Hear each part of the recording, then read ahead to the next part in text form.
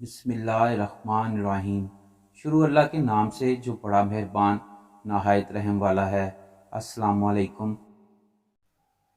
یہ واقعہ آپ صلی اللہ علیہ وآلہ وسلم کی عمر مبارک کے 20ویں سال کا ہے۔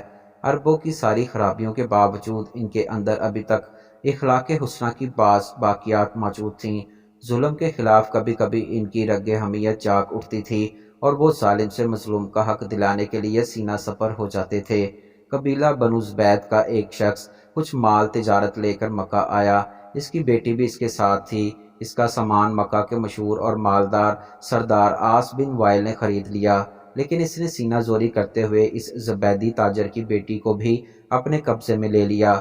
وہ اجنبی شخص خانہ کعبہ میں آیا اور خانہ کعبہ کا غلاف پکڑ کر بلند آواز سے روتے پیٹتے ہوئے فریاد کرنے لگا، اے شہر مکہ کے شرفاء، تمہارے با اثر آدمی عاص بن وائل سے زبردستی میری بیٹی چھین لی ہے۔ میں مسافر اور مظلوم ہوں، تمہاری خدمت میں درخواست کرتا ہوں کہ میری داد رسی کرو اور میری بیٹی مجھے واپس دلاؤ۔ قریش کے کچھ نوجوانوں نے اس مظلوم کی آہ و پکار سنی تو اللہ تعالیٰ نے ان کے دلوں میں یہ بات ڈال دی کہ مردانگی کا تقاضا ہے، اس مسافر کی داد رسی کی جائے۔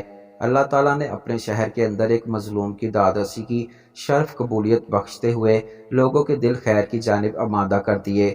یہ کتنے لوگ تھے، اس پر کوئی مستند حوالہ ہماری نظر سے نہیں گزرا، البتہ گمان غالب ہے کہ یہ لوگ درجن بھر کے لگ بھگ ہوں گے۔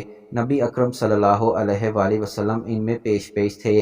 یہ سب لوگ اس زبیدی کو اپنے ساتھ لے کر عاص بن وائل کے دروازے پر پہنچے۔ اسے باہر بلایا اور سب نے یک زبان کہا، اس مظلوم پر تم نے کیوں ظلم ڈھایا ہے؟ اس ظالم نے کہا، میں نے کوئی ظلم نہیں کیا اور لڑکی کنیز ہے، جب مال کا سودا کیا تھا تو یہ لڑکی بھی میں نے اس شخص سے خرید لی تھی۔ عاص بن وائل کا جواب سن کر وفد کے لوگوں نے زبیدی سے وضاحت مانگی تو اس نے کہا، خانہ کعبہ کی عظمت تقدس کی قسم، میں نے اپنی بیٹی بیچی نہیں، وہ میری بیٹی ہے اور اس شخص نے اپنی قوت کے بل بوتے پر زبردستی اغوا کر کے اسے اپنے گھر میں رکھا ہے۔ اس پر وفد کے لوگوں نے سختی کے ساتھ عاص بن وائل سے بات کی تو اس بدبخت نے اپنے جرم کا اعتراف کر لیا اور زبیدی کی لڑکی اسے واپس دینا پڑی۔ لڑکی واپس کرتے وقت اس نے ارکان وفد سے کہا کہ میں کل صبح لڑکی واپس کر دوں گا، ایک رات مجھے اس کے ساتھ گزار لینے دو۔ وفد کے تمام غیرت مند ارکان نے اس سے سختی کے ساتھ اس ارادے پر شرم دلائی اور کہا، یہ ہرگز ممکن نہیں، چنانچہ اسے اپنے شیطانی ارادے پر عمل کرنے کا موقع نہ ملا۔ وفد نے زبیدی کی بیٹی اسے واپس دلا دی۔ اب اس نے اپنی بیٹی کو ساتھ لیا اور اپنے علاقے کی طرف روانہ ہو گیا۔